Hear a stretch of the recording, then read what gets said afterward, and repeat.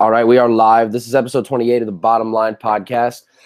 I am the host of this podcast, Davidson Baker. I'd like to thank you guys for joining me today. We are back with the second simulcast on YouTube, and I am joined by none other than good friend of the Bottom Line podcast, my man over at the Sports Galore podcast, Tino Vergiels. Let us know how you're doing today, my friend. Yes, sir, Baker. I'm doing great. Thanks for having me, buddy. I'm also joined by a new friend of the Bottom Line podcast, my guy, Jared Lyle. Mr. Lyle, let everybody know how you're doing today. I'm doing great. It's deadline day. Couldn't be any more excited. Dude, yeah. And so if you don't know now, you know this is this is kind of a, more often than not, I do on these podcasts certain topics that tailor to one specific interest. And today it is all about football. If you do not give a shit about soccer, you need to click out right now because that is all we're going to be talking about today. Sure. Go check us all out on Twitter, and of course, this is all up on YouTube, going live right now as well. iTunes, it'll all be there. So without further ado, let's get started. And I feel there's no fitting way to get started better than kind of tying into what is largely considered the world's largest spectacle and how the World Cup kind of hashed things now. Guys, give me some of what you guys think might be your biggest surprises and disappointments stemming from the World Cup. Tino, we'll start with you. Obviously, you guys say the biggest surprise is really Croatia's journey to the final. Obviously, Luka Modric getting a golden ball, really just kind of taking that team, taking them over the top and getting them there. That has to be the biggest surprise, no doubt. And Jared, from you? For me, I had Russia making it out of the group stages and beating Spain in the round of 16 as my biggest surprise. They were the worst ranked team going into the tournament. They didn't really have a whole lot of hope. Everyone was kind of giving them crap for, being Russia, the tournament and everything. So not a lot of expectations. They were in a group with Mohamed Salah, who obviously everyone's praising as good as Ronaldo, Messi, whatever it may be. They shut them down pretty quickly. And I think getting out of the group stage definitely showed everyone that they were a force to be reckoned with. Yeah, definitely. And on the topic of Russia, is Igor Akinfeev a true hero to the country of Russia or what, bro? Like, he's played all his club years in Russia. He, made that unbelievable save to send them through. Is there a bigger icon in Russian soccer than Akinfeev right now? Honestly, yeah. Alexander Golovin might be. He's 20 years old. We're going to talk about a couple people who made names for themselves right there, and that's one of them. Yeah. He has a chance to really get them to the next couple World Cups as well. So he might be. What do you think, Jared? For me, I think he's definitely going to be an icon and definitely going to go down in Russian soccer history. But actually, my old roommate was Russian, and he told me a lot about him. And, there's a lot of hate for him in the country. There's a lot of people saying that if you actually look in nearly 33 games straight, he gave up a goal. I think whether it was for club or country. Whether or not it's his fault, he seems to be giving up a lot of goals. And, you begin to wonder if being at 34 or 35 years old, if that's starting to play a factor in it. So Tino, what do we got going on, my man? No. We got William sitting there laughing in his swing. Look at me talking. It's all good. So maybe not so much biggest surprises because they were in abundance during this World Cup. Germany not advancing, Lionel Messi going as far or right around target from what people believe. You've got to think that the biggest disappointments of this World Cup would probably reside around the Germany side of things. Guys, was there a bigger disappointment than Germany in this World Cup? And Jared, I'll start with you. Obviously, I think Germany being knocked out early in South Korea was definitely a big loss to them. But, everyone knows there seems to be a World Cup curse. You win the Cup and 4 years later you seem to forget how to play soccer or something like that. But, my biggest opinion, I think Egypt being knocked out in the group stage, they had a pretty easy group for themselves, Saudi Arabia, Russia, and Uruguay. Everyone, Mohamed Salah was riding being in the Champions League final. I think they had a lot going for them, and I think a lot of people hyped them up a little more than they expected. And I think whether or not you want to call it a surprise that they fell early or not, I'm not a big one on the Mohamed Salah train, but that was definitely a surprise to me, seeing them end with 0 points in that group.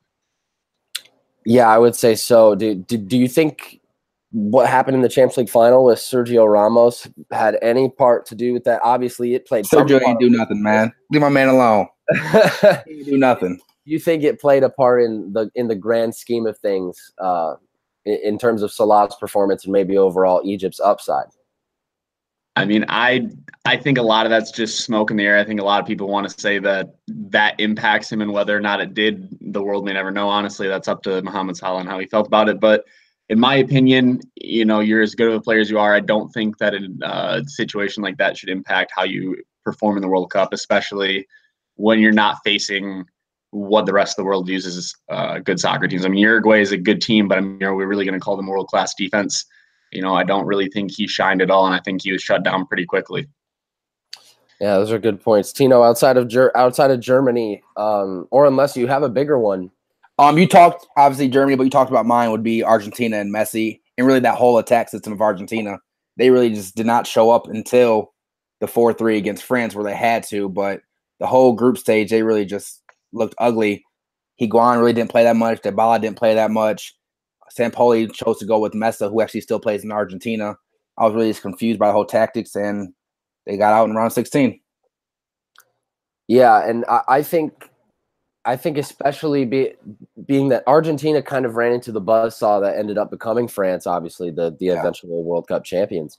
But their performance left to be desired as well, given their group stage play came to perform. I mean, Nigeria looked good in capacities. I thought obviously they're in the same group as Croatia. If I'm not mistaken, right? Yeah, and Croatia obviously went all the way to finish second in there in the World Cup. So with the World Cup being behind us and us already looking ahead to 2022 in Qatar, which should be a very interesting spectacle. It's in the winter too. Yeah, I was gonna say that's a winter one. So it's 4.5 years away, not even 4.5. Yeah. You begin to wonder if that's going to take away any of the Premier League players. We're going to work around it. It begs the question to ask, how they won the World Cup in the first place, given all of what, and then obviously it comes down to the clear answer, that being dollars and cents. But I'm very intrigued to see how the itinerary and how the logistics of having the World Cup in the winter will be. All of that being said, as we look back on this 2018 World Cup and try to slide into talking about today's transfer deadline, whose stock rose and whose stock fell? Give me one of each, and Tino, we'll start with you. So I talked about mine, biggest riser earlier with Golovin, who really got to get out of Russia and go to Monaco. That's going to step up. And my biggest faller would be, I talked about him as well, Higuain. Juventus kicked him out once they got Ronaldo, and he got loaned actually to Italian rival in Milan. So they basically just said he's nothing anymore. We're going to go. My other faller would be Boateng, defender for Germany and Bayern Munich. They're trying to get him out too. That red card really cost them in that. It was a second game, but he didn't get to play in the third game, and we saw him collapse down then. Jared, let me hear what we got from you. Whose stock rose and whose stock fell? I think for me, let's for starters, I'd say Lucas Torreira, the Uruguayan midfielder who got his move pushed through to Arsenal. Played for Sampdoria, had a fairly good year, but I think really made a name for himself in the World Cup, and playing with the likes of Cavani and Suarez definitely makes it better. I think, honestly, in my opinion, this was a World Cup for the youngsters.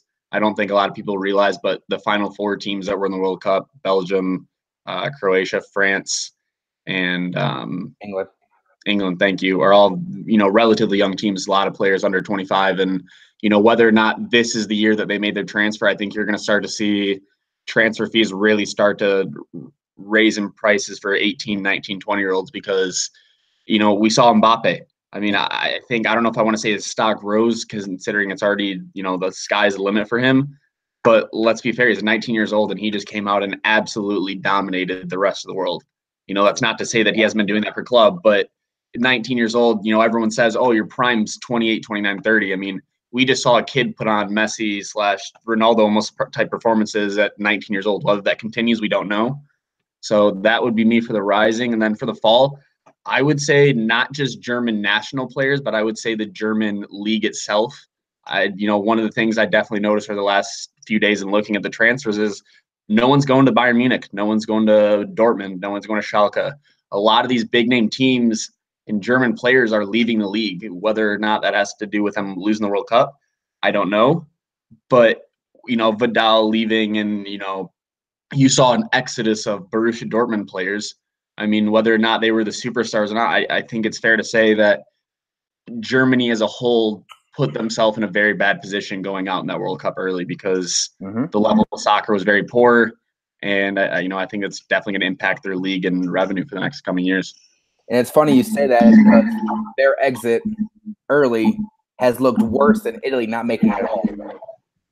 I would agree entirely, because I think, you've already seen Jorginho and a few other Italian players getting floated around, but we almost forget the fact that Italy, Netherlands, Chile, and the others were not in the World Cup. We see Germany go down to South Korea, and I think some tectonic plates shifted on us, because we don't know what's happened.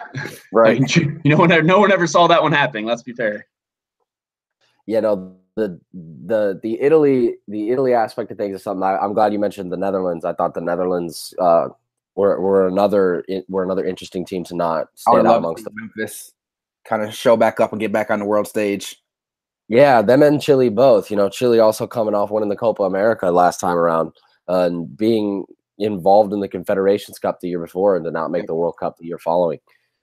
Obviously, us coming from America, and if we could touch on this one topic right before we dive into the transfer talk and transfer deadline discussions. Obviously, the biggest omission from our parts of the world was the failure to make the World Cup from the United States standpoint.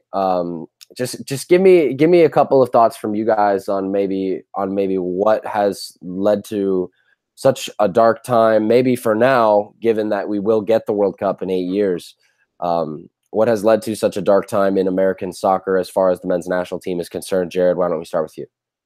Yeah, I think for me, it goes all the way down to the youth levels. I don't think it's so much that our national team isn't as good as, being around playing forever. You see the level of competition, and over the last few years, it's definitely dropped. I think a lot of players are, whether it's parents because of concussions and, you don't have any helmets and that kind of stuff, or whatever it may be, I think a lot of parents are leaning away from soccer for some reason. And I think as a result, we have less and less true homegrown players as they get older.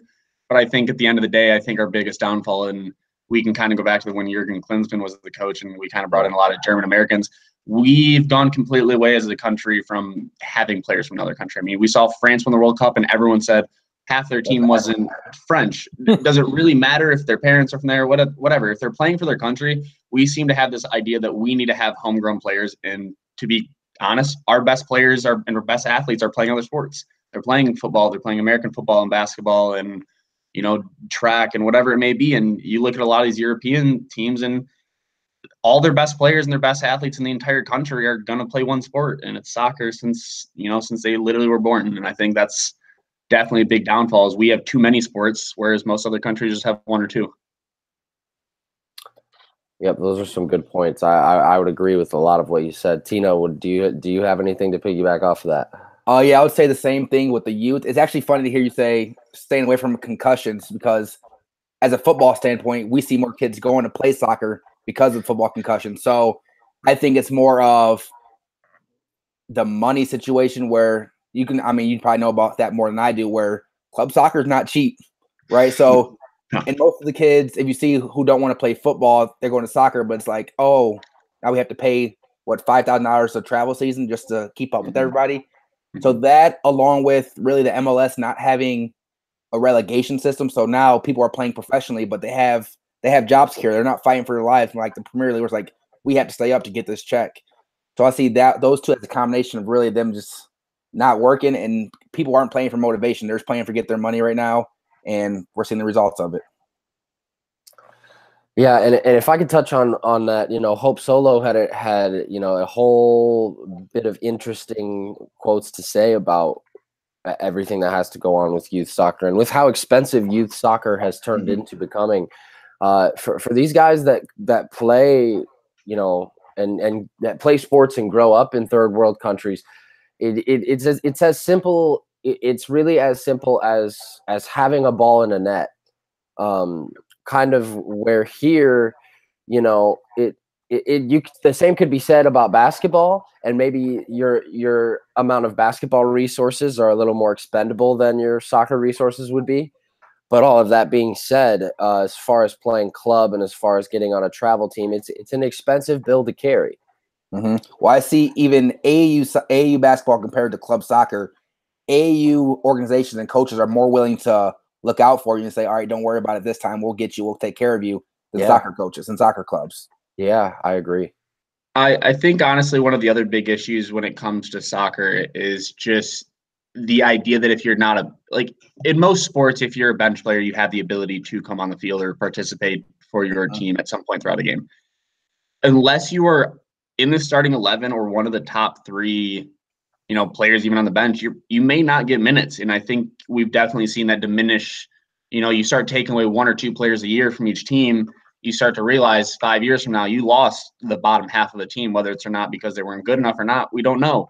That's just because they weren't playing. And I think in a lot of other sports, a lot of them are, 5-on-5 basketball, you can get subbed in and out. There's a lot of timeouts. There's a lot of substitution. Soccer, when you're off at the high levels, you're off for the half or even sometimes the game. I think that's something that a lot of parents look out for. And I mean, as a coach, I can tell you, I can count numerous times where parents ask me, is my kid going to play? If he's not, then he's not going to participate because I don't want to pay the money. And what am I supposed to say other than I need him to get better or he or she to get better? There's nothing I can do. If parents don't want to pay the money because the sport is expensive and they don't think their child's going to participate, then that's a lot down to it. I mean, you see in European countries, a lot of these kids are just going on the streets and being found by former professionals or agents. I mean, literally, you could go down an alley and you'll see 10 kids playing. You might see something out of that one kid, and before you know it, he's playing in a U10 academy, and that doesn't exist here. I think that's definitely one of the biggest issues is we don't have, I don't know if you want to call it street ball, but you can't go down on a corner anymore and find a bunch of athletes. You have to go into a sporting facility and talk to the manager before you can even speak with a player or something like that. Yeah, it's that combination of really the parents not want to do it, pay for it if they're not going to play, and the kids just rather play video games. Agreed. Last thing I want to say on that too really quickly is I think you're going to see a lot of the funding towards soccer dissipate over the next few years, and you begin to question, and obviously this is far down the line, but the 2026 World Cup is supposed to be co-hosted by United States, Mexico, and Canada.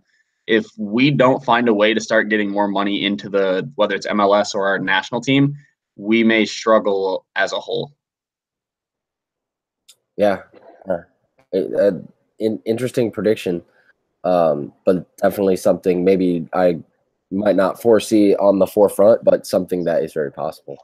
So let's move on. Let's talk transfers. So moving into this summer and moving into a campaign that starts pretty much for a lot of people tomorrow. Manchester United gets the Premier League campaign underway tomorrow at Old Trafford against the team that shocked the world, Leicester. Mm-hmm. Leicester. That's tomorrow. As far as other big action around Europe, really only Marseille getting a game at home in Ligue 1, and then the action all kinds of kicks off on Saturday everywhere other than pretty much in Germany and in Spain. So today is the deadline day. That meaning, obviously, if you're watching this and have interest of this, you should know what that means already. But just in case you don't, today is the final day for transfers to come through and go out for the Premier League. Yeah, for in England, into England. People can still leave England, which is wild because they can lose one of the best players at the end of August, and they're like, "The hell do we do now?" Right. Yeah. Where are they going to go? There's nowhere else to go besides England. Oh yeah. That's a very important point. I'm glad you brought that up. It is only facilitating the English Premier League sides, and I think one big winner today kind of sticks out in all of our minds, and that might be the blue side of Merseyside. Jared, we'll start with you. What did Everton do? Well, I mean, for me, they obviously made a big splash in getting 3 Barcelona players. And I mean, even if you barely know soccer, hearing 3 Barcelona players obviously is a big step. And, signing Yerry Mina, Andre Gomez, and who's the third? Lucas Digne, the left back. I think they definitely made a splash in saying that they're not being messed with in the Premier League. But, let's keep that in mind and saying, all right, is that really good enough to stop a Manchester City or Liverpool or Manchester United attack? And, you begin to wonder if Barcelona not succeeding at the highest of levels last year goes to show that maybe they were trying to get rid of some of their bad players, but I guess we'll wait and see. For Everton, you got to think it all comes down to where do they want to place, right? So they got, 7th last year? They're just going to try to get up to that 5th spot and maybe hope for a Europa spot.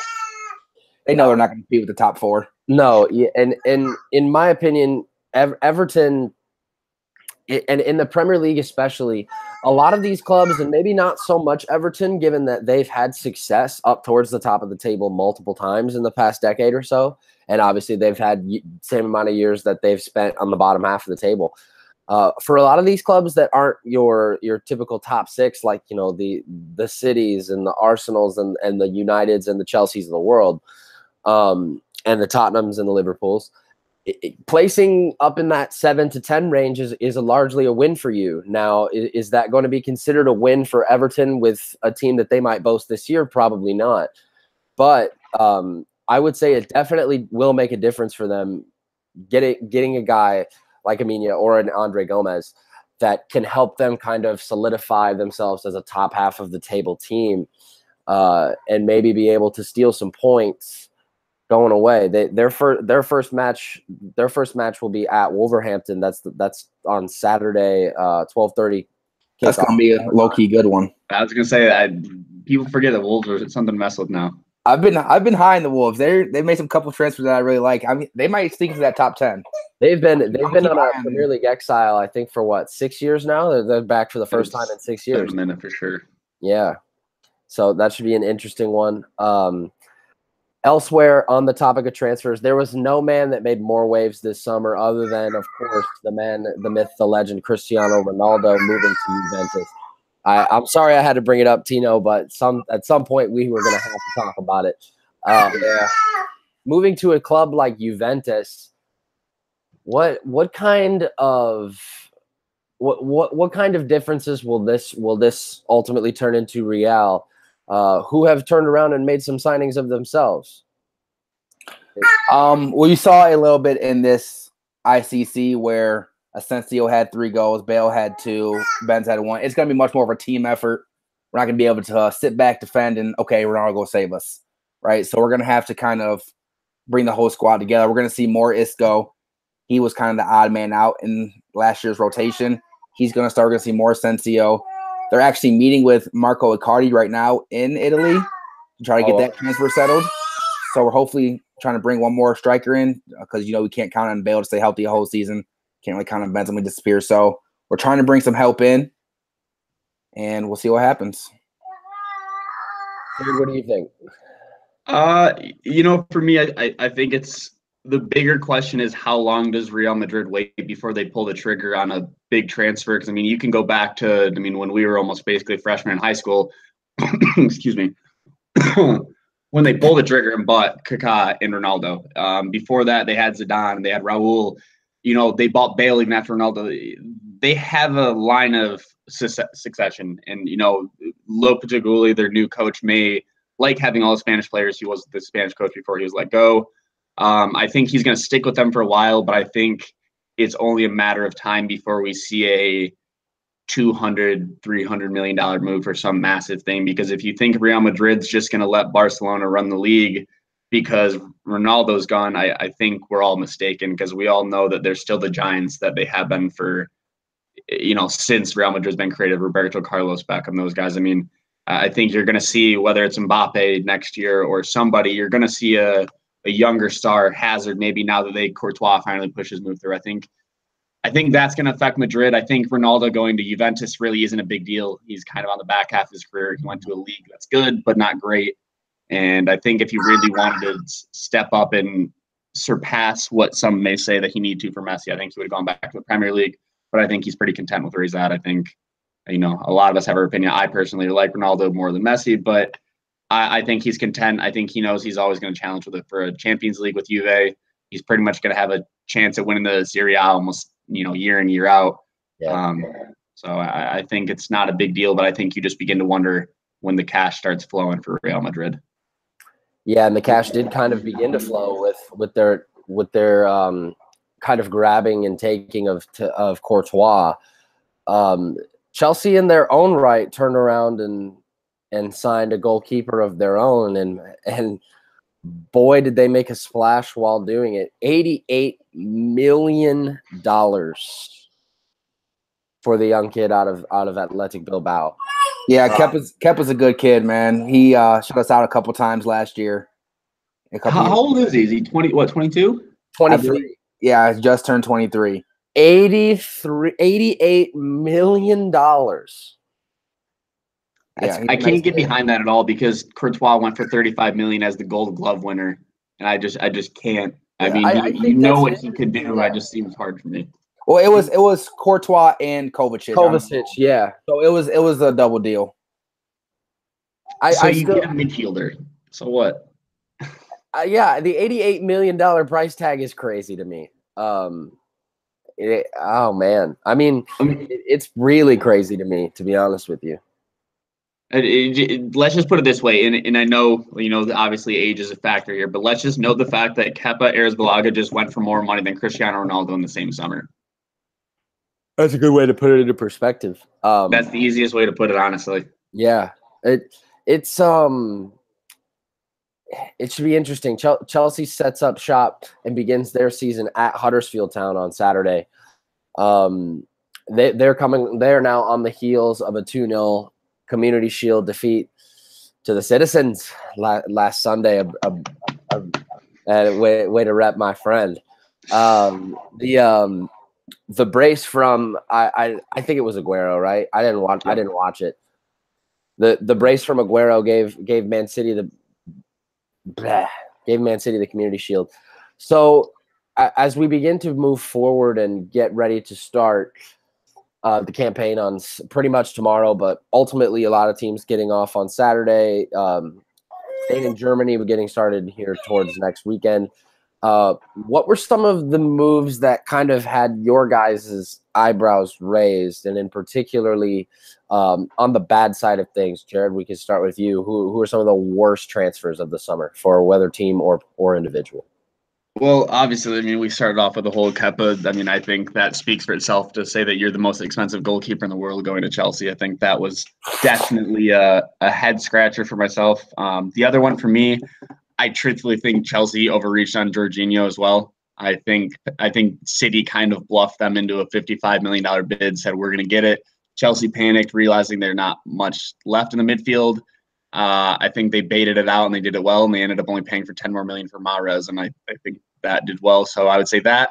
And then I would say my other big difficulty is Liverpool getting Alisson for $75 million, not even a few, whenever it was. I think spending this amount of money on goalies seems very foolish nowadays. And I saw earlier today was a YouTuber that I follow. He's an Arsenal fan, and he shared, and it says Ospina goes for like $6 million, but these other guys are going for 80s and 90s. And that's not to say that Ospina is the same level as these guys, but to say that you can get a competent goalie for a top league for under 10 million, or even Courtois for 35, and these teams are splashing 70, 80 million.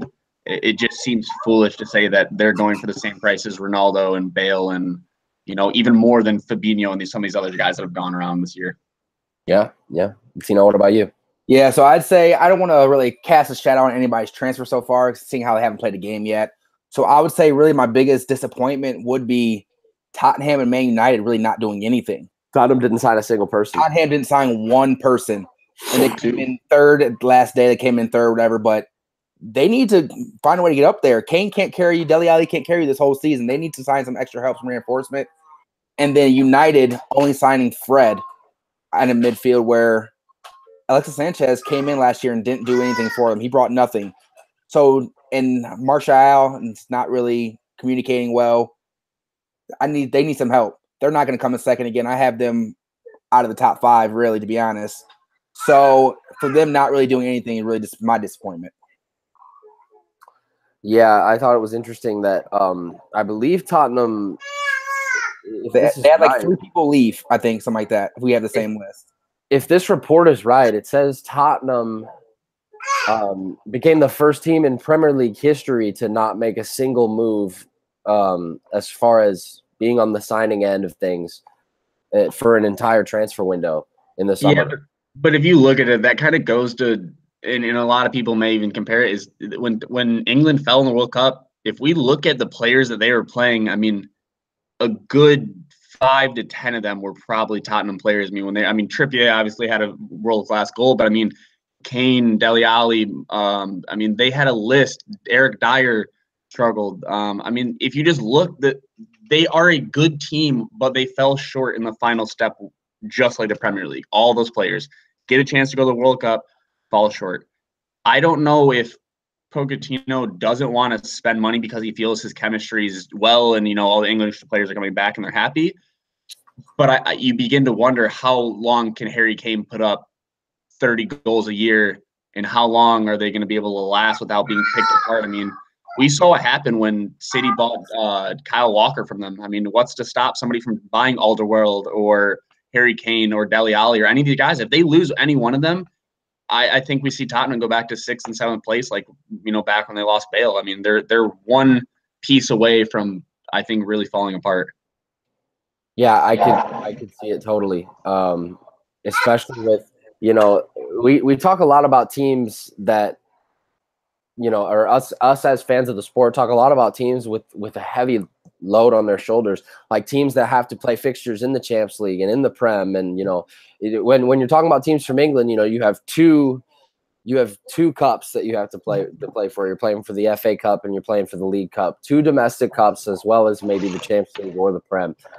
It's a schedule that takes a toll, and you've got to have depth pretty much at every position if you want to end up succeeding. So let's get into things. If as we look forward on the preview side of things, obviously the mecca of club soccer resides in the UEFA Champions League. Maybe as we briefly preview what we have going for us in the Champions League coming up this year. Maybe let's highlight a team or so that might be your guys' favorite, as well as a team that could surprise some people. Tino, why don't we start with you? My favorite is no other than the 3-time defending champions, Real Madrid. You know how we do. But seriously, even without Ronaldo, I believe we still should go back to back. You guys aren't used to that. I know. It's okay. To back. So, no, but I believe they still should be the favorites in this competition. They're going to have, obviously, Spain has that winter break. They have a little extra time off. They have a little lesser teams. They don't have to play every single week in, week out, like you just said. So, Barcelona also is going to be the favorites. And then a team to watch, I don't really know, because the qualification is not all the way over yet, is it? No. I think the bottom team. Yeah, I was going to say a few of the bottom teams are still playing. Still fighting for spots, yeah. So I'm not quite sure who's in there, but if Zenit is, do you guys know if Zenit's in there? Yeah, they qualified, I believe. So I'd look out for them. They got homeboy Artem Zuba, the big fella from Russia, who came out and just dominated. And then I'd look out for Valencia, my squad, and Spain. Spain's gonna dominate. You know how we do. Spain gonna dominate the Champions League. It's easy. How do you feel? How do you feel about these comments, Jared? Coming from a guy that's pro La Liga. Let me hear it, Jared. I see your reaction. Well, for starters, I'm sorry to rain on your parade. Madrid's not taking it. There's no way. I don't think they have the depth as they used to. I don't think there's the fear factor of Ronaldo anymore. I think that's taken away. I think teams are going to go to the Bernabeu, and I think they're going to probably take it to them once or twice. And it's not to say that they're not going to get knocked out early or whatever it is, but I don't think they go the 4-peat or whatever it is. I think Barcelona's good. I still think they have a lot of questions to figure out. I think La Liga is going to be a little different without Ronaldo, as weird as that may seem, and say like that how he impacts other teams, but I really think it does. I think teams might kick it back a little bit, so I don't know if Barcelona's gonna be as good. And this may be biased to say, like, I don't know, but I truthfully think City can do it. I think getting Mahrez, I think Leroy Sané has a chip on his shoulder for being left out of the Germany squad. He had a whole summer left off. We've already seen Kun Aguero come back, and clearly he's in tip-top form. Gabriel Jesus had a average World Cup, but we know he's capable of. I think I think it may take some time, but I think if they can put some money together, maybe get another defender in January or something and kind of solidify that, they might be better off. But it all comes down to health. But my personal favorite, and I can't believe I'm saying this, PSG is going to take it. I think if Mbappe plays anything like he does, Cavani's been playing tip-top shape. Neymar is still Neymar and still has the world record fee. I think we forget the fact that they play in a league where 16 out of the 20 teams are god-awful. Literally awful. It's basically like going to a backyard soccer game and playing against your little brothers. Like it's that bad. Like I actually looked at it. I think it was last summer. PSG's like club value or like their transfer value is like I think it's like 150% of what half the other clubs can do. Monaco has clearly already decided that they're just going to be a feeder club for all the young players that ever come up. They're okay with that. They've accepted it. Yeah, so they're okay with that. So they know their second fiddle. We just saw Nice get rid of Sarri to the Premier League. Balotelli, I think, is gone. I think they're done. Gallo's still there. No, is he? All right, Balo's still there. All right. He's still there. All right, so he's still there. So regardless, I think at the end of the day, it's not even the fact that PSG is just a better team than everyone, even though they might be. It's just that for 6 months straight, they pretty much don't have to play that hard of soccer. I mean, if we really think that playing the French 2 teams are any better, I mean, good Lord. I mean, I don't think a French 2 team would qualify for the second or third tier in the English league. So, I think that has a lot to do with it. And I mean, PSG is they're still a phenomenal team. Yeah, I think Buffon's going to help them as well. Yeah, that's actually what I forgot too. So I'm glad you reminded me. Actually. Yeah, definitely.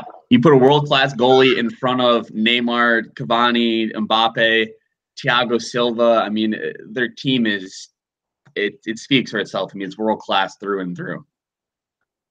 I think PSG would not be a bad that would not be a bad prediction as well. I think Juve's got to be in the conversation, given the fact that they do have Ronaldo, and Ronaldo has hoisted the cup. Obviously not by himself, but has been a large and focal point of doing it the past few years.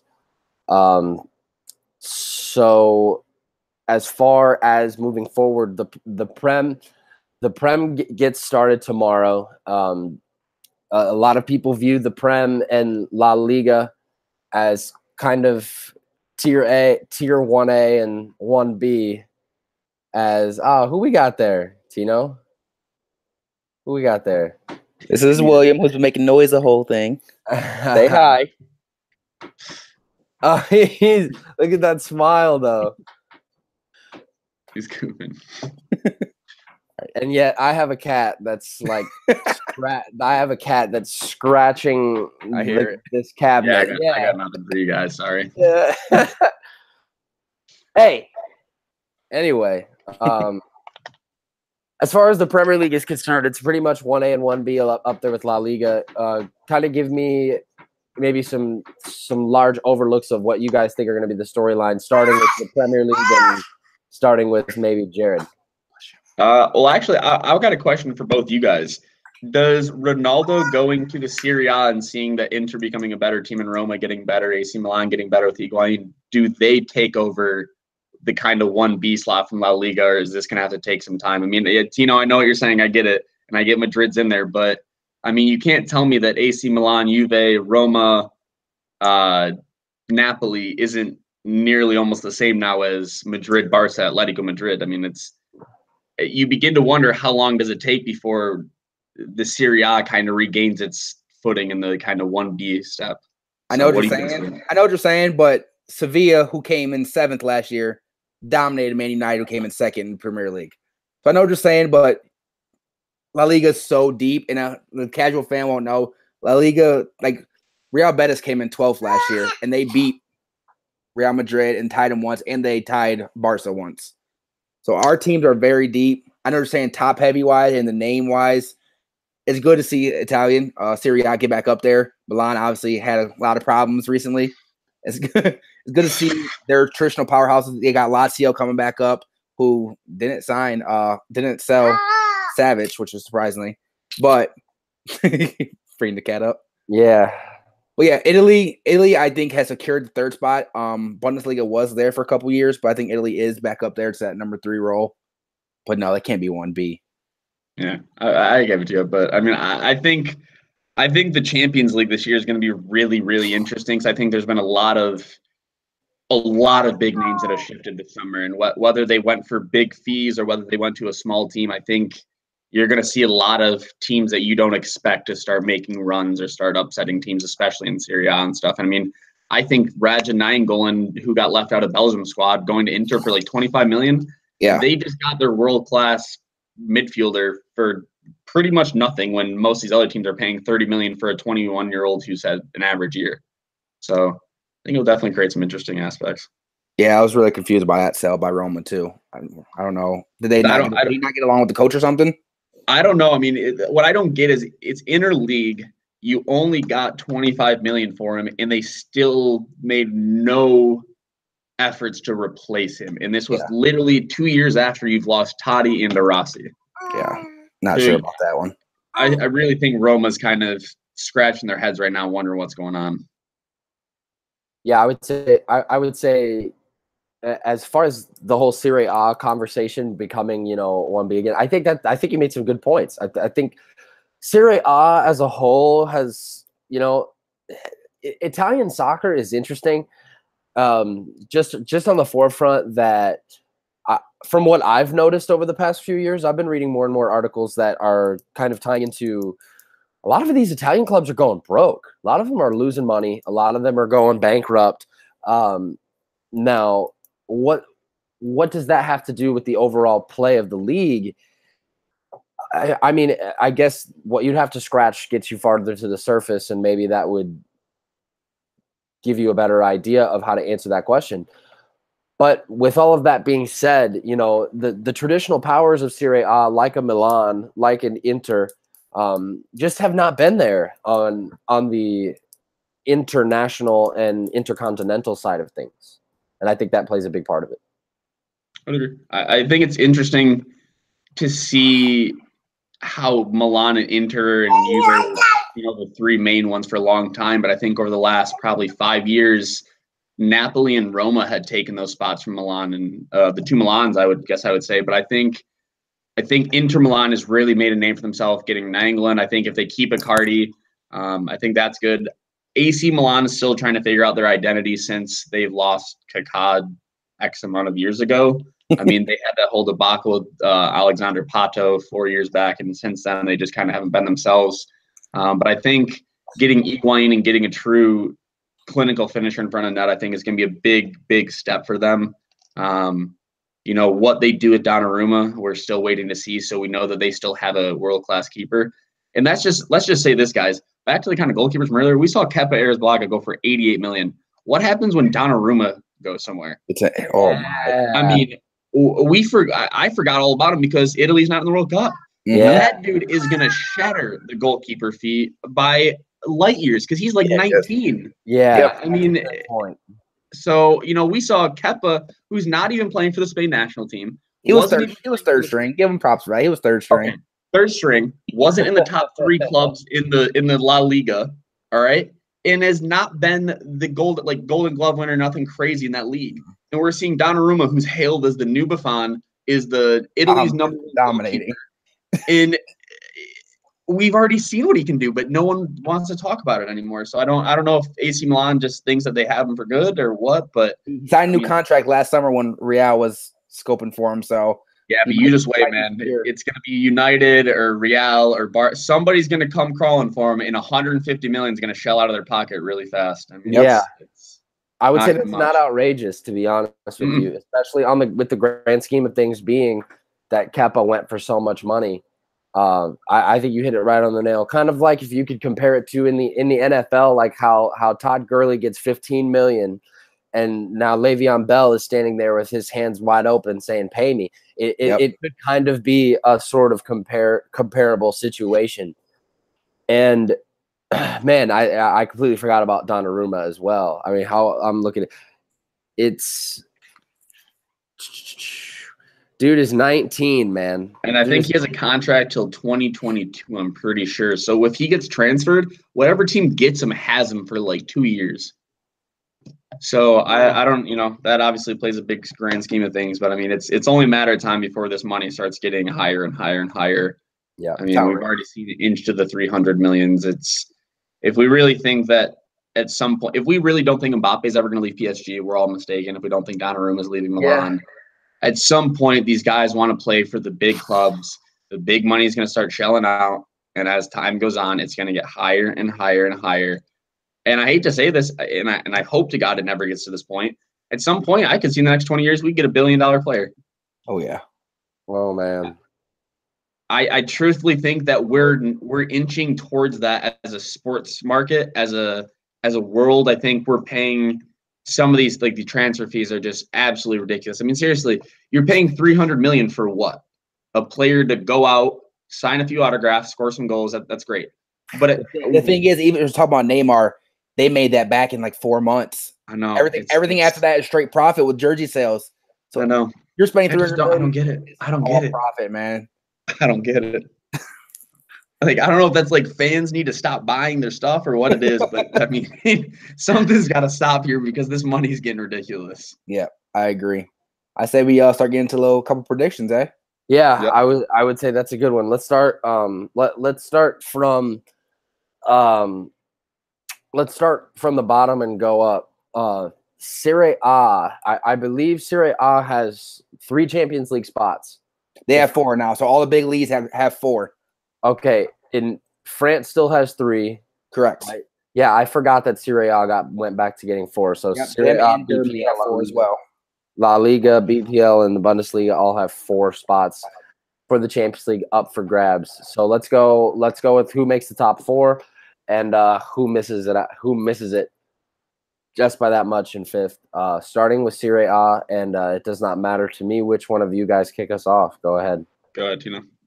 So I got Juve obviously coming in first for the 9th time in a row over there since they opened the new stadium. Ronaldo's just going to put them over the top, so that's just outrageous. I had Inter coming in 2nd. Now, if Icardi leaves and comes to Real, I'm going to switch that with Lazio, who I have 3rd. But for now, I'll have Inter 2nd, Lazio 3rd, and I have Napoli dropping down to 4th from 2nd last year. And then I have Roma 5th and Milan 6th. Okay. So, I mean, I generally would agree with it.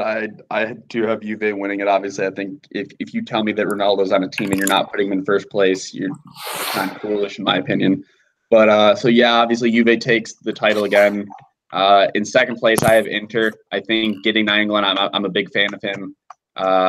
Regardless of whether they keep Icardi, I think their team's solid enough. They have Handanovic in net, Miranda at center back. I think they have enough depth to maintain it. So I have them at 2.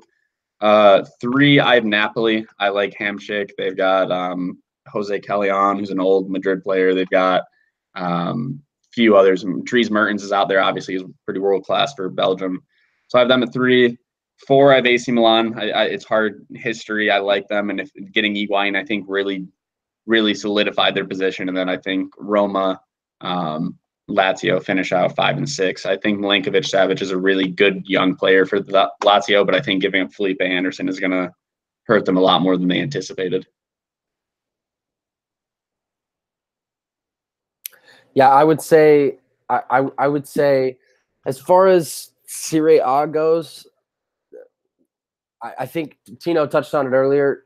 Not selling Savic was something that Lazio in particular was going to be subject to. Whether, no matter how he played in the World Cup, that was one of the hottest up and coming transfer names in the world. All of that being said, I do not know how well they'll be able to capitalize off of keeping him. And in my order, as far as the top 4 goes, I'm going to go Juve, I'm going to go Napoli, and I'm going to go with AC Milan to return to the top 4. Okay. And then right behind them, I have Roma. So that'll be my top. What do you have against Inter? I'm curious. I'll say no Inter, no Lazio. Well, no Inter for me, given the fact that, as you said earlier, Icardi might be gone. Inter making all the sense in the world as far as, putting them in someone's top 4. Mm-hmm. But I don't know, man. I think that the drought might continue. They've Who's the manager over there right now? Do you guys even know? Inter's manager. They're gonna ask me. They went through like 4 coaches in like under a year at this point. Honestly, I couldn't tell you. Yeah, man. I don't see it from Inter. And as far as Napoli is, or as far as Lazio is concerned, I think Lazio might deal with a little bit of a letdown, as I previously said, of the hype of Milinkovic-Savic kind of coming down a little bit. I'm not sure. I'm still not sold. Oh, other thing to add to that too, and I wrote it down. Lazio also lost Stefan de Vrij, their center back, to Inter. Yeah, that's true. Now Inter has de Vrij and Miranda. Lazio gave up Felipe Anderson and Stefan de Vrij and kept Milinkovic-Savic, who was they're supposed to be golden boy. So They lost their second and third best player, but kept their first. I think that's interesting. I think Inter will be right up there at 5, but I think Napoli played out of their mind last year, and no way they can keep that up. That was my thing with Napoli. Yeah, they almost got Serie A too. Yeah, they led it until the last 3 weeks. Yep.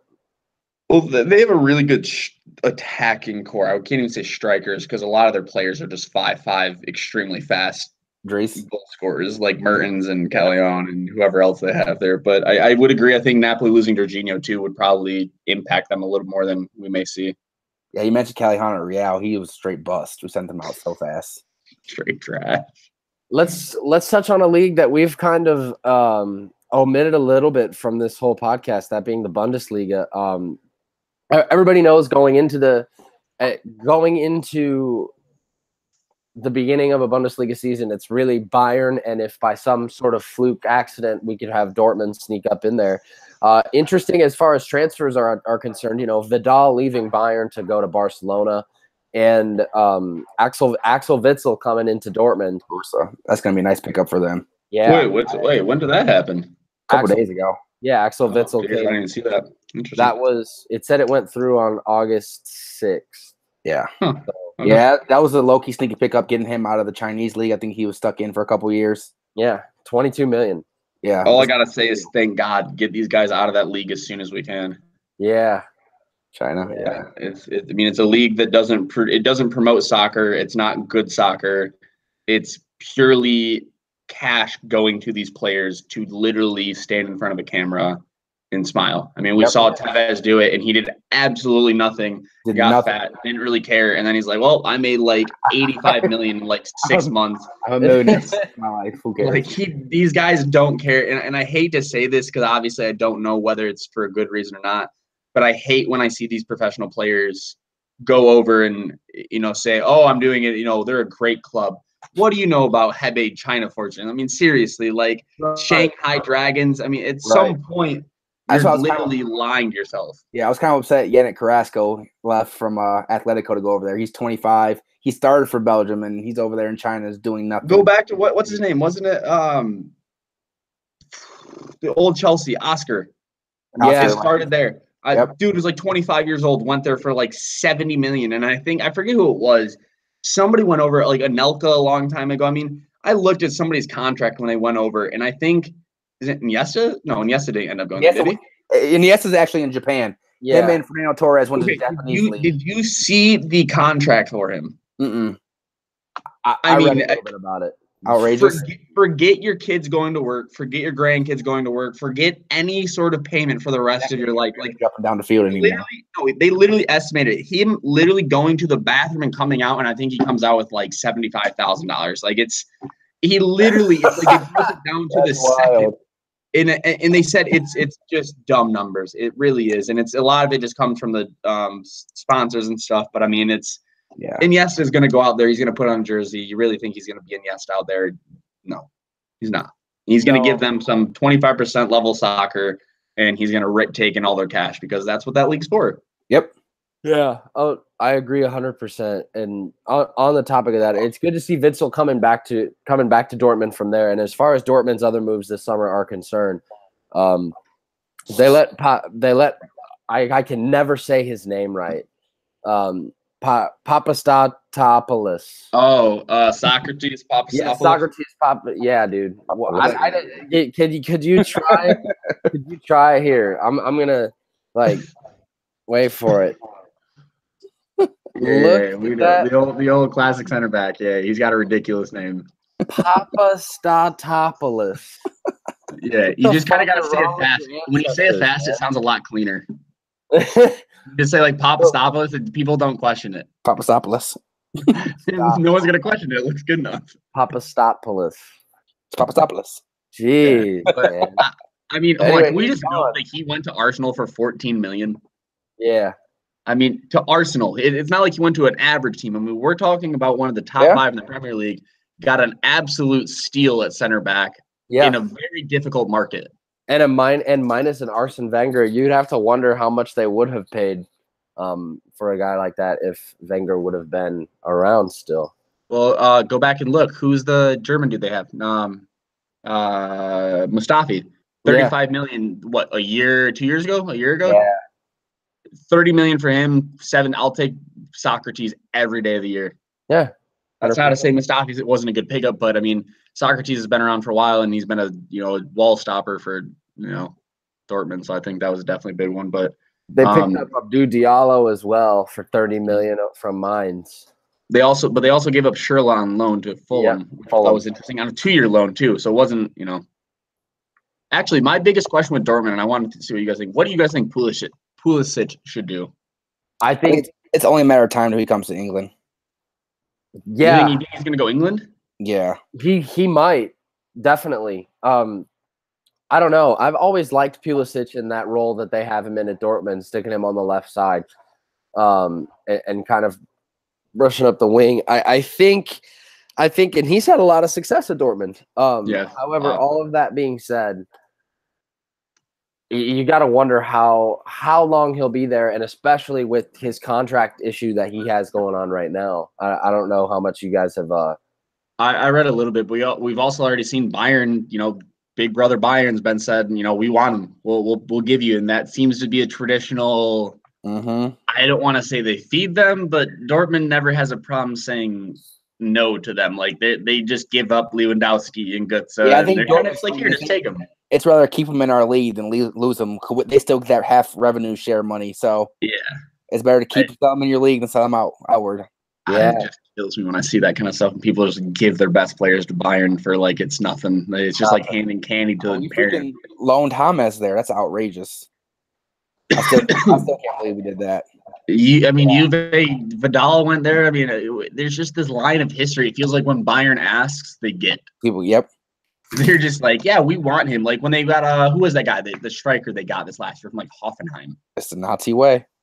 Some striker literally straight up like was not going to leave his team, and Bayern's like, we'll give you 25 million right now, and the team's like, here you go, just take him, and the guy doesn't even play. It's just like, here's money, now go away and give us your player. Dude, I mean, but Bayern's been doing that, man, and I think you guys touched on it perfectly with Götze and Lewandowski being the first, like, kind of big dominoes to fall. It's troubling sometimes to try to envision these clubs outside of Bayern in Germany maybe try to have their rise, but then Bayern kind of coming out of it. We'll take that guy. Thank you very much. Bye. Mm-hmm. All that being said. Do we see Dortmund challenging Bayern this year? Bayern will have it wrapped. Hold on. Let's also note they got rid of Yarmolenko too. Yeah, they did. Dortmund did. So I don't. He went to West Ham. I want to talk about them a little bit because that's my dark horse for the entire year. Is going to be love West Ham. Oh man, but yeah. There's no way Dortmund takes that. Bayern's going to walk away with that league again. Yeah. They're going to be drinking out of the big Guinness Cup again. Yeah. And Arjen Robben and Ribery are going to have in final 4 years of their life hold up a trophy every year. Who's your top 4, Jared? Well, I was Bayern Leverkusen until they give Leno earlier in the summer. So I'm going to say Bayern's obviously 1, Dortmund 2. I think it's hard to go away from them. I was going to go Schalke as well, but they gave up Max Meyer for free. Yeah. Another interesting / questionable one. So I'm actually going to go with Borussia Mönchengladbach as my third. Yep. I like a lot of their young players. I think they have a lot of talent that goes unnoticed. And then my last pick was Wolfsburg. Wow. Yeah, Wolfsburg coming back up and showing up. Yep, it's a bold one. Right now, just coming back up, going top 4. I mean, here's the thing. We've already seen Leicester do it. We saw last year, I think 2 out of the 3 promoted teams in the Premier League finished top 10. Bundesliga is not a good league. Yeah. I think really after your top 3, I don't know. I mean, Bayern Leverkusen's a good team. They're decent, but I'm not infatuated with them. I mean, I don't know. I don't really like the Bundesliga after Bayern and Dortmund. They're really just nothing to watch. It's not good soccer. I've watched the highlights from it for 5 years, and it's average. It's undercover team is my 3rd place team. So I got Bayern, Borussia, then RB Leipzig. Respect them. Respect them a lot. You got Timo Werner coming in, starting Germany striker. He's really just carried that team. I actually forgot about them. But what's going to happen with Naby Keita gone?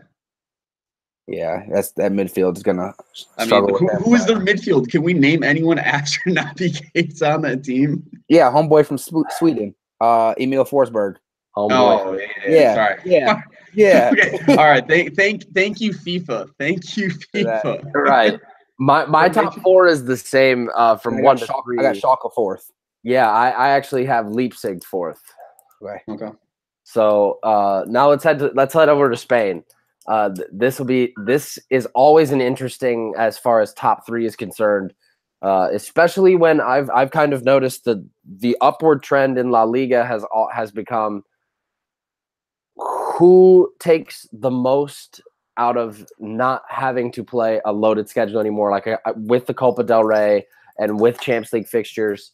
It always seems to me that the team that with a very rare exception into what Real's done in the past few years, it always seems to me that the team that has the least amount of games to play ends up taking and ends up who makes the choice. Well, what do we want? Do we want the country title or do we want European glory? You got to choose one of the 2 in Spain. Yeah, I agree. And with all of that being said, I could see kind of my bold pick out of all of it. I could see Atletico raising it this year. I really could. They're always going to be tremendous as far as defense goes. Their back 4 always shows up. I'm going to go ahead and go Atletico, and then I'm going to go Barcelona and then Real, and maybe because I think Real might go the farthest amongst the 3 in the Champions League. But then all of that being said, I like Sevilla to bring up the rear at 4th. Yeah, so I actually have Barcelona winning it again. They simply just tried too hard for La Liga. Like, that's all they care about, so they go balls deep for it. Then I have Atletico coming in 2nd. I think Thomas Lemire, that's a low-key signing for them. Signing him for Monaco as that left wing spot to replace Yannick Carrasco, who they lost last year. Yep. Then I got Real. They got Real coming in 3rd. Unless we can sign some depth, Kovacic losing hurts. Courtois is going to help our defense a little bit, but we have too many defensive lapses. We need some extra help, and our midfield's not as deep, especially losing Kovacic. And then I have Valencia again coming in 4th. If you know anything, Rodrigo, that striking game, Valencia is good. They actually were in 2nd and 3rd most of last year until Real caught up to them. And I got Sevilla coming in 5th and Celta coming in 6th to go back to Europa. So, first thing, I kind of want to laugh at the fact you said low key about Thomas Lemar coming over for 60 million nearly. Let's just say low. We haven't mentioned him in the first hour and a half. No, I agree. I think it's just funny that you say low key as in 60 million's a low key transfer. So no, I agree. But I actually have Atletico actually winning it as well, because I don't know if I didn't catch it. Did you say Gelson Martins as well from Sporting Lisbon? I don't know if you said them. Atletico got him for free. So I don't know if you guys know much about this, but one thing to know, and we're not going to talk about their league, but in the Portuguese league, Sporting Lisbon, the team that everyone seems to know and love from the league, they actually lost their 4 best players because their manager was refusing to pay them. And so Rui Patricio, the Portuguese goalie, he went to the Wolves. Martins, William Carvalho, and somebody else. They lost their 4 best players for absolutely nothing, and they just got to go wherever they wanted. Homeboy went to Betis. Yeah, that's William Carvalho. Carvalho went there. Yeah, Real Betis. Their striker, somebody else went somewhere. But yeah, Gelson Martins going to Atletico. I think Lemar, Gelson Martins. I love Griezmann. I love my friends too. That's my boy. Yeah, I mean, I'll do a celebration all day. So I think they're good. Barca. I'm glad he stayed. Yeah, I respect him a lot for that. I think they're going to take it. They have a lot of good chemistry. I love Godin. I respect him. I don't know if anyone saw Manchester United actually paid his buyout clause of $25 million, offered him $9 million a year, and he turned him down and said, I just saw it this morning. Actually, he said no. So I like that. I think they're good. I think they're going to take it. I think it's their turn. I think Barca takes it at second. I mean, they got the Arthur guy from Gremio, stole the Malcolm deal from Liverpool, from Bordeaux. I mean, absolutely stole literally the last minute. So from Roma. Yeah, and that's not to mention they just got Arturo Vidal too. And like you said, to add on, I mean, Kovacic leaves Madrid. Barcelona, I mean, yeah, they're going to have to face Madrid's midfield, and it's going to be Modric and whoever, but I just think Barca's too good at that point. So Madrid takes it, or Real takes it at third. I think they're still Real Madrid, but I'm waiting on the transfer as well. We're all waiting on it. I think everyone is. Everyone knows that it's. Yeah, I don't think they can be done. They got to keep going. Yeah, I think there's got to be some sort of transfer somewhere. The other thing that I want to note, they bought another goalie as well besides Courtois. Lunin, that dude from whatever. I wrote it down somewhere. 19-year-old from Slovakia, I want to say, and he played the second half of all 3 ICC games. From Zorya Luhansk or something like that. Yeah, I wrote it down. But yeah, so I think that's a really good pickup for them. So they're going to be interesting in the few years. Fourth pick, I have Sevilla. It's Sevilla. They've dominated the Europa League. They seem to have their way with most teams outside of the Spanish league. For some reason, they can't be the top dogs in that, but they can slap around the Premier League top. So yeah, Sevilla low key gets dominated in La Liga.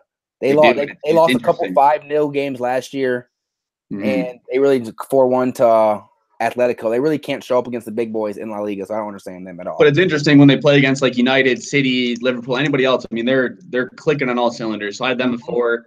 5 was Valencia. I like they picked up Kondogbia from Inter.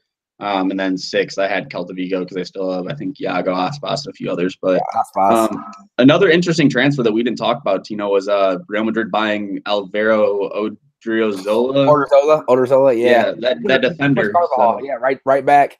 He actually has played well this preseason too. We have another game Saturday. He should start. Yeah. But yeah, he's gonna push Carvajal right back. He's only 22.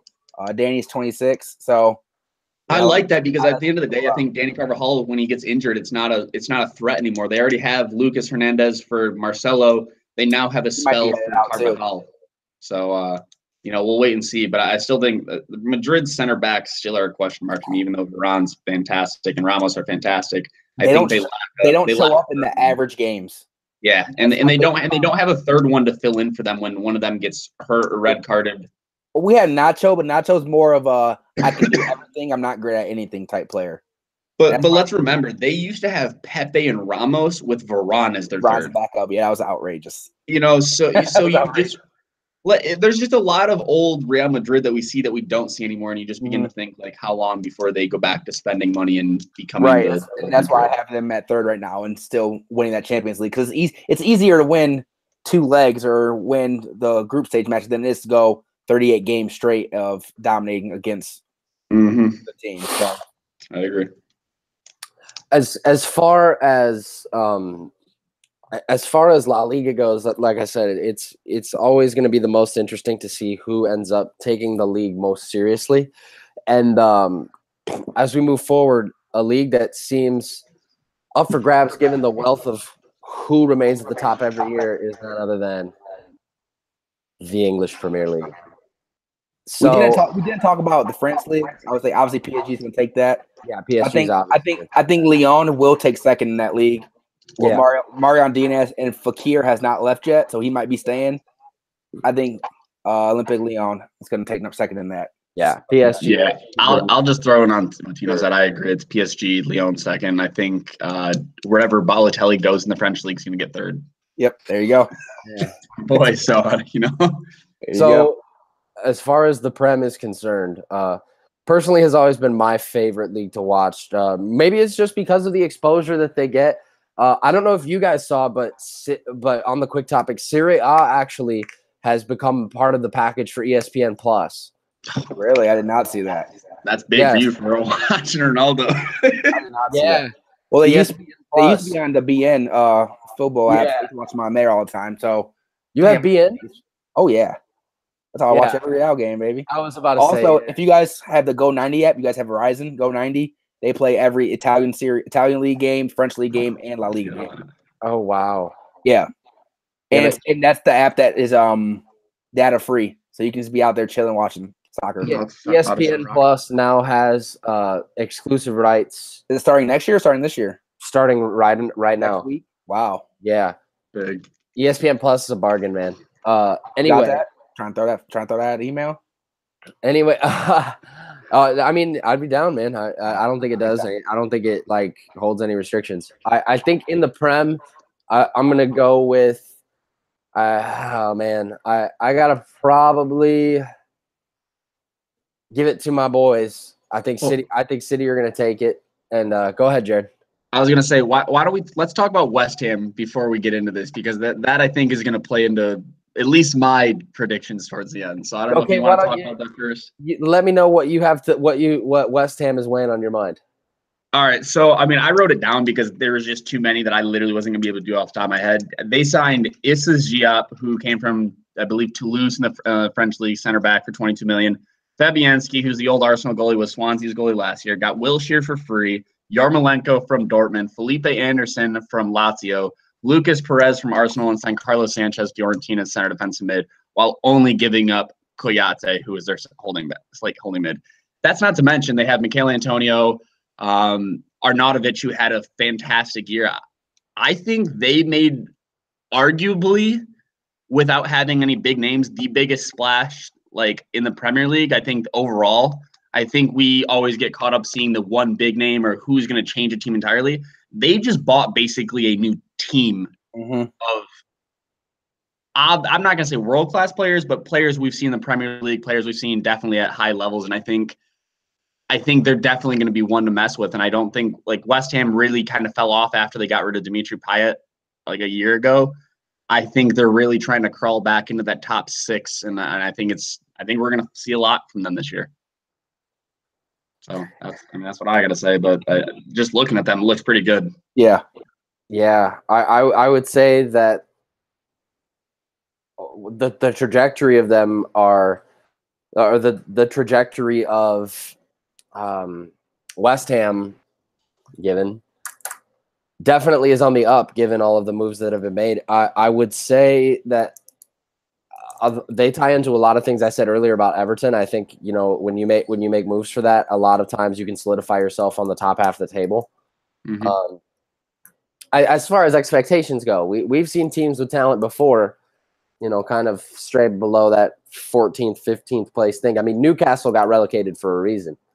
So, with all this being said, I got to go with City to win the Prem. I'm gonna believe that Liverpool probably continues its ascension with Klopp at the helm. I'm gonna say that they finish second. I'm gonna give United the benefit of the doubt at third, and I like Tottenham fourth. And I still don't think Chelsea and Arsenal are quite there yet. I have a somewhat similar, but not really exactly. So I do have City winning. I think they're just outrageously too deep, and it's really not even close between them and anybody else. I know I was down on them earlier. I do have Tottenham coming in second.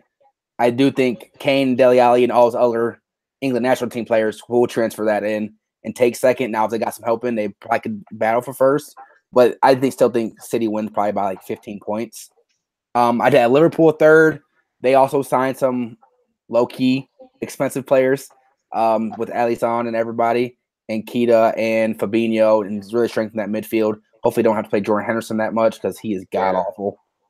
Then United fourth, Chelsea fifth, and Arsenal sixth. Arsenal really is just doing nothing to help themselves. I find it interesting that both of you discredit Arsenal with how many changes we've seen made in the last 8 months, knowing that there's a completely new coach for the first time in a long time. Yeah, they just this last transfer window, like in not this one, but January, they brought in Aubameyang and Mkhitaryan, huge ones. And then this transfer window, they brought in Socrates, Lichtsteiner from Juve, for free, Pereira, and Leno. So they fixed their goalkeeping issue. They get Leno, they get younger. Their 2 starting center backs are now Socrates and Koscielny instead of Mustafi. You got Lichtsteiner at right back instead of fucking Callum Chambers. Excuse my language. I'm sorry. Dude, feel free. Massive, massive upgrade. Torreira, we've seen obviously do well. Ozil's pissed off. He just retired from German football. I'm a big believer in the whole chip on your shoulder, and I think Leroy Sané and Ozil, with how much pressure had been put on them / not given a chance. I think they have a lot to prove. This summer is going to show them a lot, and I think Aubameyang, Mkhitaryan, Aubameyang, and Socrates all played with each other, so that's not even a question. Leno's coming from the Bundesliga, all right? And I saw it was like a headliner for one of, I think it was Bleacher Report or something. Unai Emery is one of the most successful coaches when Neymar is not around. Yeah, so my thing with Arsenal, my best chance for them to get back into that top 4 is simply, like you said, a chip on their shoulder and them not playing a European schedule.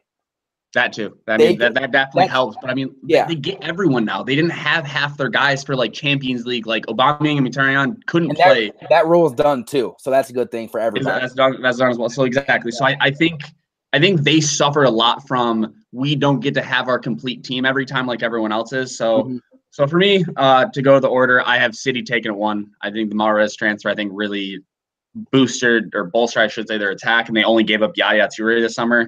I'm a big Yaya fan, but I can live without him. It was that time. I agree. Yeah, so he's gone. So I have City at 1. I actually have Arsenal at 2. I think Aubameyang's gonna completely torch the league. I think he's gonna come alive. So I think you'll see them at 2. I have Liverpool at 3. I think getting Shaqiri, Fabinho, Keita, like those, like you guys said, obviously is gonna make a big deal. We'll see if Mohamed Salah can repeat his glory. We'll find out what happens with Sadio Mane, Henderson. A lot of question marks. We still don't know. 4th, I have United. I think they squeak in. I think they're still good enough. They still have Lukaku, who I think, by the way, looked phenomenal at the World Cup. I think he looked honestly pretty. He looked happy. Yeah, I think he looked happy. But let's keep in mind he had Hazard and De Bruyne playing in the ball. So, we'll see what happens with Man United. I think they're one of those teams that if they start to catch fire either in a good or bad way, it's going to either go up in flames poorly or they're going to get hot and no team's going to stop them because they start clicking. So they still have the best goalie in the league, arguably best goalie in the world, in my opinion, in De Gea. I'm interested to see if Rashford takes that next step for him. I agree, but what happens with Martial? I mean, that's a big one. He's a youngster. Do you hold him back? I don't know. So they're at 4. I have Tottenham at 5, Chelsea at 6.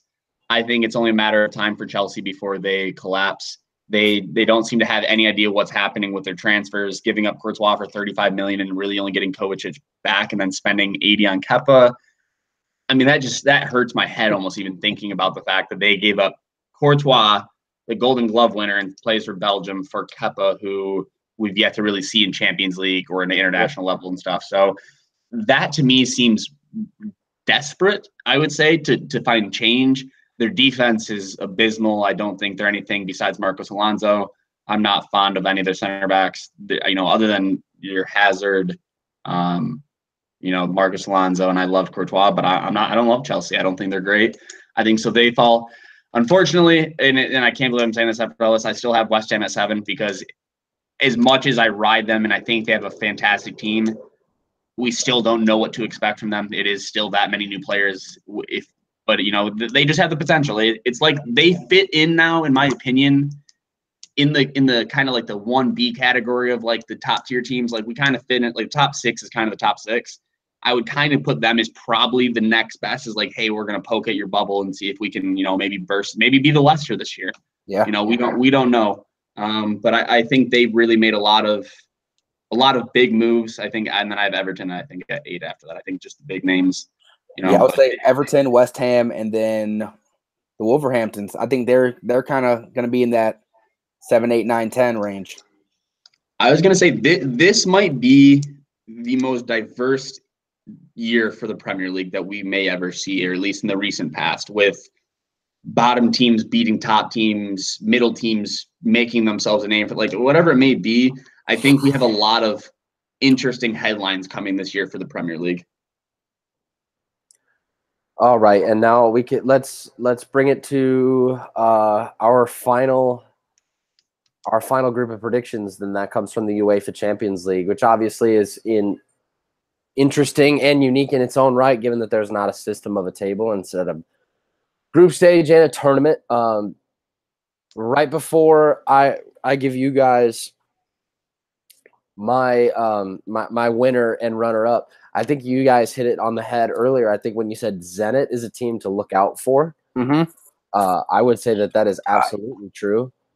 And as far as my winner, I'm going to take an interesting angle. I'm going to go with Real to once again raise it, even without Ronaldo. And I think they're going to raise it in front of Ronaldo. I got Real to beat Juve in the Champions League final. Interesting. What do you got, my man? I'll let Tino go first. I want to hear what he has to say. I'm kind of curious. I think he's signaling for you to go first. Okay. All right. Well, sorry. For me, I have PSG winning it. I just think that their lack of competition throughout the year, I think, will set them up better. Obviously, avoiding injury. And I'm going to say this: avoiding injury. This will be my final teams, I guess I would say, and obviously depending on how the brackets and group stages fall through. But I would say I'm just going to say my final four, and then I'll save the champion stuff. So my final four is PSG, Manchester City, Madrid, and Barcelona. I think if those four can find a way to do it without, facing each other early on, I think those four are the best suited. I just think City's depth, I think they're built for it. I think PSG's built for it, and Madrid and Barca speak for themselves. But I think at the end of the day, I just think PSG is going to take it. I think if Neymar and Mbappe stay healthy, Cavani can get along with them. I just don't see a point. And they have Buffon in net. I mean, forget PSG of the last 4 years when they've been playing Sirigu and Areola and whoever they put in net that had 2 arms and 2 legs. I think they now have arguably one of the best goalies of all time. And I think Neymar will learn a lot from him just training with him. Because let's keep in mind, Neymar has always trained with Brazil's goalies who are, other than when Julio Cesar was younger, isn't very good. Alisson's average. At Barcelona, had a aging Valdez, and I think moved on to like Silicen and Ter Stegen and stuff. Good goalies. He's now working with Buffon, who understands and sees the field and is a true leader. And I think that's what they were lacking. I think last year, Neymar was the prima donna, $300 million baby boy who everyone loved. Buffon's now the captain for he goes up for the tosses and stuff. That's a big shift. Yeah, I think Buffon as a leader is going to help them more than Buffon as a goalie. Agreed entirely. That's going to be good for them. Obviously, these brackets are going to turn out, or the draws are going to change a lot of things.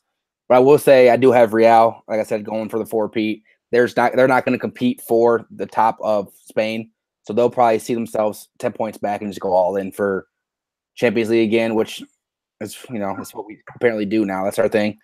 And then I will say I do have them meeting Juventus in the final, like you said, Baker. We're always going to carry them that day. Sergio Ramos and Varane can shut him down in the final. I believe Liverpool has a chance to be that 4th team, that 3rd team in there in the semifinals, as well as Bayern. Always, I think Liverpool is going to play Juventus and Real's going to play Bayern because we always freaking play Bayern Munich in Champions League. I'm so tired of it. It's true. So is Arsenal. Outrageous, man. Arsenal and Real Madrid have drawn Bayern, I think, 5 out of the last 6 years. So. All right, guys. Well, I just got a quick question for you, just because we talked about it earlier, and this is still far away. So for the World Cup, the hosts are guaranteed a spot. Yeah. You understand how that works. So if you host it, you get to guarantee a spot. So in the 2022, Qatar doesn't have a team. Are they going to get a guaranteed spot? And then my most important thing, in 2026, is United States, Canada, and Mexico going to be guaranteed a spot? So what I read for 2026 is none of them are guaranteed. Really? That's you think no one's going to be guaranteed? When it first came out, that's what I saw. They might change it later, but that's what I saw. Great. That's awesome. I just think that's going to cause a lot of heads turning for considering Mexico's pretty much always been in it. United States traditionally is in it, and Canada's almost never been in it. Yeah. You just wonder what's going to happen. That is the first one. What is it? 48 teams. So then again, they might change it and allow those 3 to be in it. So it's all I gotta say is I'm excited. As far as Qatar is concerned, are you sure they don't have a team? Yeah, are you sure? I thought they did.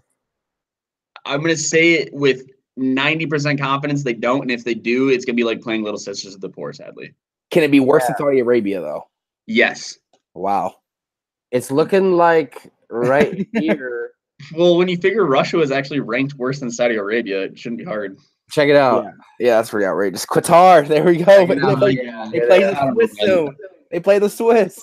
Yeah, they have a friendly with Switzerland on November 14th. Their form is look at all this red. I'll tell you what, guys, I'm gonna be tuning in on that day to watch Switzerland absolutely obliterate them. I gotta watch them. And then so whoever draws them in the World Cup's gonna be happy. As far as qualifying for the World Cup is concerned, they made it to like the final stage for like the AFC at the Asian Federation or whatever, and they finished dead last in their group. 6 behind who? That's what I want to know. Who they China, Uzbekistan, Syria, South Korea, and Iran. From backwards up, with Iran and South Korea being 1 and 2. That's crazy. All right, guys. Do we have some final thoughts? I think this has been a successful podcast. I think it's been fantastic. Yeah, I agree. Can't wait to watch United start tomorrow. Yeah, I've never before ever said that I'm excited to see Man United, but they'll kick things off tomorrow at 3:00 our time against Leicester City at Old Trafford. Jared, you got any last thoughts? Yeah, I mean, we got about 45 minutes left till that 2-hour grace period goes by for that those 10 transfer sheets. So I'm kind of curious and / excited to see if any big names go through. Harry Maguire, Ousmane Dembele. I don't know, but I mean, other than that, I'm enjoying this. It's a good time talking about transfers and stuff, and I think we got a lot of soccer to watch this year and a lot of interesting things to see. Yeah, I would say that we got to do this again. I'd say like around once a time the Champions League groups are out. Yep, I'll say that or the finale, and not the finale, but after group stage is over. Well, that or you can, winter transfer window, any of that stuff, or all the time. Who cares? For all of them, it doesn't really matter. It's a 9-month sport, which is outrageous.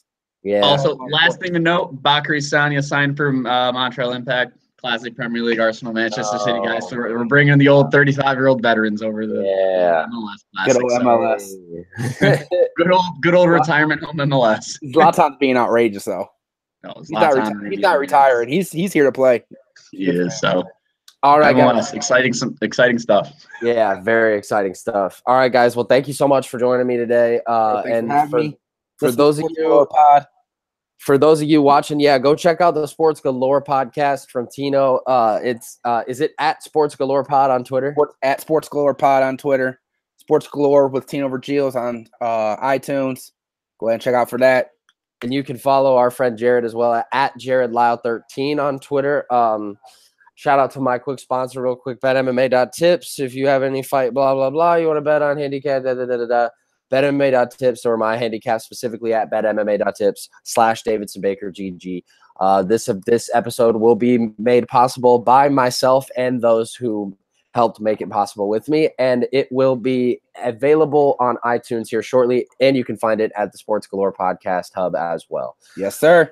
For my friends Jared and Tino and I will be signing off. I will be back with episode 29 at some point, I believe, either on Saturday or early morning Sunday with my friend Justin Riggs. And until then, I am signing off. Thank you for listening to this podcast. I will see you next time. Take care.